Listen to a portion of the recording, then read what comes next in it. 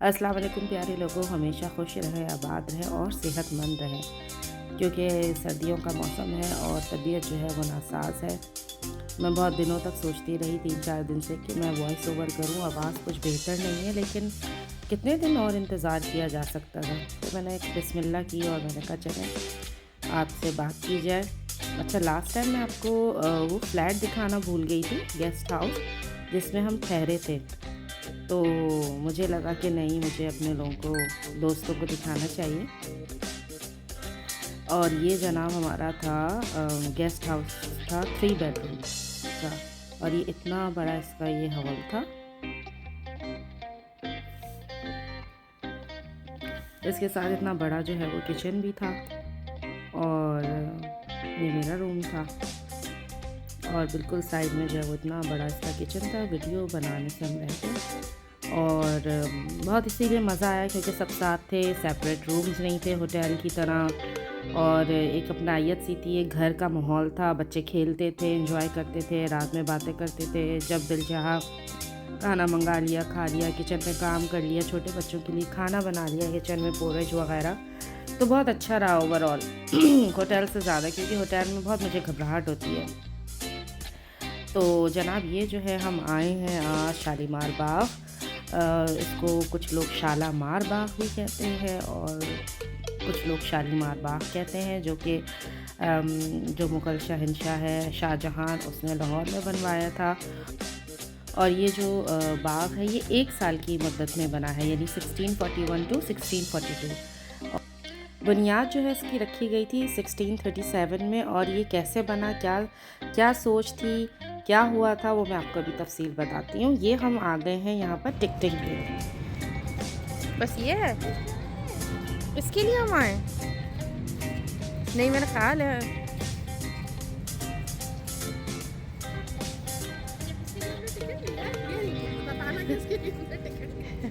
जान से मार देंगे ये लोग।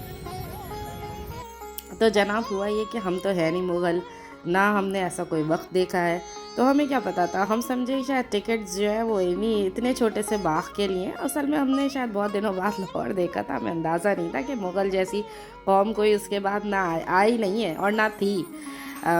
ये बात मैं इसलिए कह रही हूँ क्योंकि मैं रिसेंटली अभी ये सब कुछ देख कर आई हूँ तुर्की में। और तुर्की में मैंने बहुत आराम से, और 2019 में मैंने डोलमाबैची पैलेस भी देखा था। उस वक्त मैंने 2019 में ब्लू मॉस्क देखी थी, इब्राहिम पाशा का महल देखा था। और मैंने सुल्तान सुलेमान का जो जहाँ पर ग्रेव यार्ड है और जो उनकी मस्जिद है, हुरम सुल्तान जहाँ पर हैं, मदफन, वो जगह देखी थी। तो इस वजह से मुझे बहुत अच्छे से अंदाज़ा यानी है, कंपैरिजन मैं आपको बताऊंगी थोड़ी देर में। अच्छा जनाब, ये जो अब एंटर हुए हैं शालामार बाग में, तो ये जो जगह देखी है हमने, इसमें कहा गया था कि ये ऊपर जो अभी आपने पिछले उसमें देखा, वहाँ पर कनीज़ें वगैरह खड़े होके ऊपर फूल और पत्तियाँ फेंकती थी जो मेहमान आते थे और उनको वेलकम करती थी। और इसके जो है ना ये जिसे कहते हैं, अगर आपके पास, आपको शौक़ हो फ़ोटोग्राफ़ी का, तो ये बेस्ट प्लेस है इस तरह के बनाने के लिए, क्योंकि बहुत खूबसूरत है। इसकी जो ये सारी दरो दीवार और ये सारी चीज़ें हैं, ये है जनाब क्या कहते हैं, मेरे ख़्याल से फव्वारे वगैरह जो कि बंद थे। ये देखिए, ये वो जगह है जहाँ मैं आपको अभी बात बता रही थी कि ऐसे सीढ़ियाँ चढ़ते थे यहाँ पर, और यहाँ पर ऐसे खड़े होकर कनीज़ें जो है ना वो फूल फेंकती थी। हमारे मियाँ बता भी रहे हैं कि किस तरह से जो है वो फूल फेंके जाते हैं। और ये मैं नीचे खड़े होकर इनसे कह रही हूँ कि बस हो गया, आइए वापस आ जाए।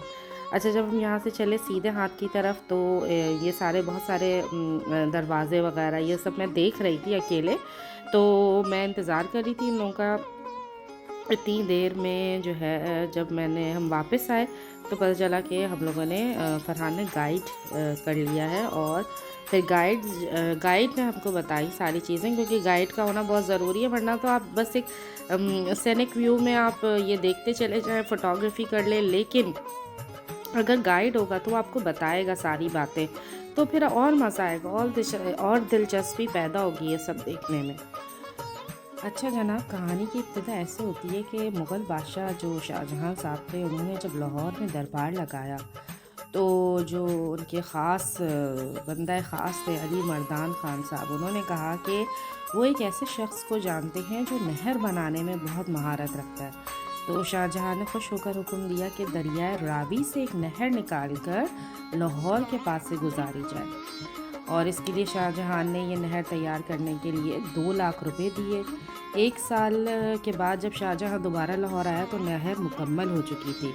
तो बादशाह ने हुक्म दिया कि भाई अब जब नहर बन गई है तो इसके आसपास बाग भी होना चाहिए। तो इस तरह से जो है ये बाग की तैयारी शुरू हुई। और जैसा कि मैं बता चुकी हूँ कि इसकी जो संग बुनियाद है वो 1637 में रखी गई। तो ये जो थे हमारे साथ जो थे ये हमारे गाइड थे, जिन्होंने बहुत अच्छा समझाया हम लोगों को। और इसको कहते हैं इस जगह को 12 दरी। इस जगह पे जो मार्बल लगा है और जो ये मार्बल से बना है ये सब 400 साल पुराना है। गाइड साहब हमें ये बता रहे हैं। ऊपर जो इनकी ये छत बनी है, छत पे जो काम बना है ये भी 400 साल पुराना है। और जो साइड में जो जिसे कहते हैं रेलिंग या जो भी आप इसका नाम देना चाहें, बाउंड्री लगी हुई है ताकि नीचे ना गिर सकें, वो एक पत्थर की है। यानी उसकी जो ग्रिल है वो एक संगमरमर के पत्थर की है। और यही मैंने इनसे पूछा था कि कुंडे क्यों बने। उन्होंने कहा क्योंकि इसके 6 रूम्स बनते थे। ये जो एरिया है ये सिर्फ शहजादियों के लिए और उनकी मिसेस के लिए था। यहाँ पर जेंट्स को अलाउड नहीं था कि वो इस एरिया में आएँ। तो ये मखसूस था बादशाह की बीवी और बेटियों के लिए ये हिस्सा, यानी ऊपर का हिस्सा। अब अगर आप इंटरनेट से देखें तो इसके 3 हिस्से बनते हैं। यानी जहाँ पर हम अभी खड़े हैं इसको कहते हैं फ़रा बख्श। फिर इससे जो नीचे वाला हिस्सा है दरमियानी, इसको कहते हैं फैज़ बख्श।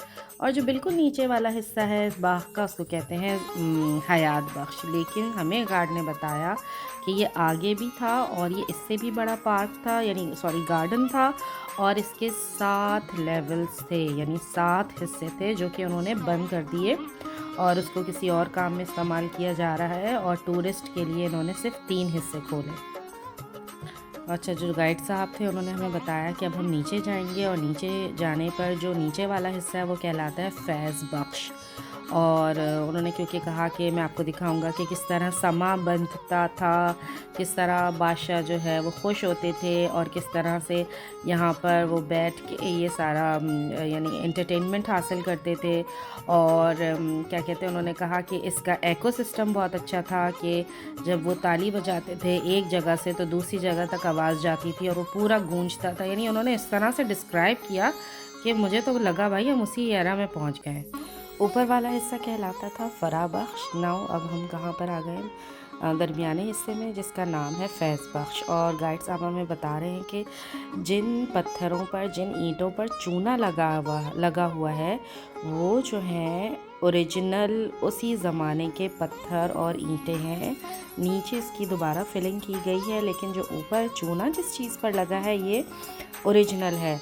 और इसके बारे में इन्होंने फिलिंग के बारे में बताया कि भैया इसमें माश की दाल, पिसा हुआ पत्थर, गुड़ का शीरा और जूट इस्तेमाल हुआ है। और इसका बाकायदा उन्होंने हमें प्रूफ भी दिखाया।